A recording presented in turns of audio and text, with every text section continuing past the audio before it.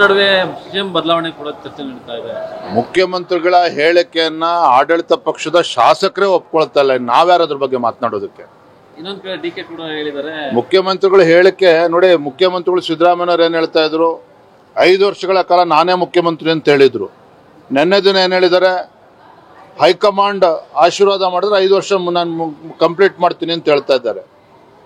ಈಗ ಹೇಳ್ತಾರೆ ಜನರು ನಂಗೆ 5 ವರ್ಷಕ್ಕೆ ಕೊಟ್ಟಿದ್ದಾರೆ ಅಂತ ಹೇಳಿದ್ರೆ, ಆದ್ರೆ ಮುಖ್ಯಮಂತ್ರಿಗಳಲ್ಲೇ ಇವತ್ತು ವಿಶ್ವಾಸ ಇಲ್ಲ. ನವೆಂಬರ್ ನಂತರದಲ್ಲಿ ಮುಖ್ಯಮಂತ್ರಿ ಆಗಿ ಇರ್ತೀನೋ ಮುಂದುವರಿತೀನೋ ಅವ್ರಿಗೆ ವಿಶ್ವಾಸ ಇಲ್ಲದೆ ಹೋದ್ರೆ, ಶಾಸಕರೇ ಇವತ್ತು ಬೇರೆ ಡಿ ಕೆ ಶಿವಕುಮಾರ್ ಮುಖ್ಯಮಂತ್ರಿ ಆಗಬೇಕು ಅಂತ ಕೆಲವು ಶಾಸಕರು ಎದ್ದು ಕೂತಿದ್ದಾರೆ. ಒಟ್ಟಾರೆಯಾಗಿ ಕಾಂಗ್ರೆಸ್ ಪಕ್ಷದ ಆಂತರಿಕ ಕಚ್ಚಾಟ, ರಾಜ್ಯದಲ್ಲಿ ಅಭಿವೃದ್ಧಿಯನ್ನು ಸಂಪೂರ್ಣವಾಗಿ ಮರೆತಿದ್ದಾರೆ.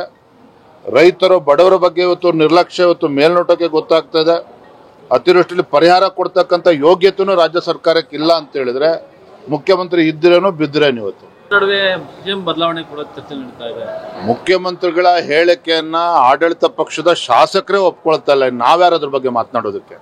ಇನ್ನೊಂದ್ ಕಡೆ ಡಿಕೆ ಕೂಡ ಹೇಳಿದ್ದಾರೆ. ಮುಖ್ಯಮಂತ್ರಿಗಳ ಹೇಳಿಕೆ ನೋಡಿ, ಮುಖ್ಯಮಂತ್ರಿಗಳು ಸಿದ್ದರಾಮಯ್ಯವ್ರು ಏನ್ ಹೇಳ್ತಾ ಇದ್ರು, 5 ವರ್ಷಗಳ ಕಾಲ ನಾನೇ ಮುಖ್ಯಮಂತ್ರಿ ಅಂತ ಹೇಳಿದ್ರು.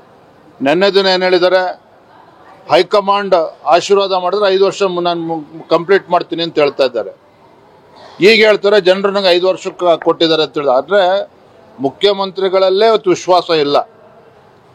ನವೆಂಬರ್ ನಂತರದಲ್ಲಿ ಮುಖ್ಯಮಂತ್ರಿ ಆಗಿ ಇರ್ತೀನೋ ಮುಂದುವರಿತೀನೋ ಅವ್ರಿಗೆ ವಿಶ್ವಾಸ ಇಲ್ಲದೆ ಹೋದ್ರೆ, ಶಾಸಕರೇ ಇವತ್ತು ಬೇರೆ ಡಿ ಕೆ ಶಿವಕುಮಾರ್ ಮುಖ್ಯಮಂತ್ರಿ ಆಗಬೇಕು ಅಂತ ಕೆಲವು ಶಾಸಕರು ಎದ್ದು ಕೂತಿದ್ದಾರೆ.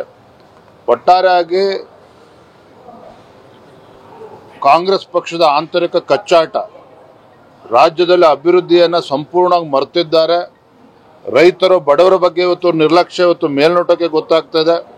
ಅತಿವೃಷ್ಟಿಯಲ್ಲಿ ಪರಿಹಾರ ಕೊಡ್ತಕ್ಕಂಥ ಯೋಗ್ಯತೆನೂ ರಾಜ್ಯ ಸರ್ಕಾರಕ್ಕೆ ಇಲ್ಲ ಅಂತ ಹೇಳಿದ್ರೆ, ಮುಖ್ಯಮಂತ್ರಿ ಇದ್ರೇನೋ ಬಿದ್ರೇನು. ಇವತ್ತು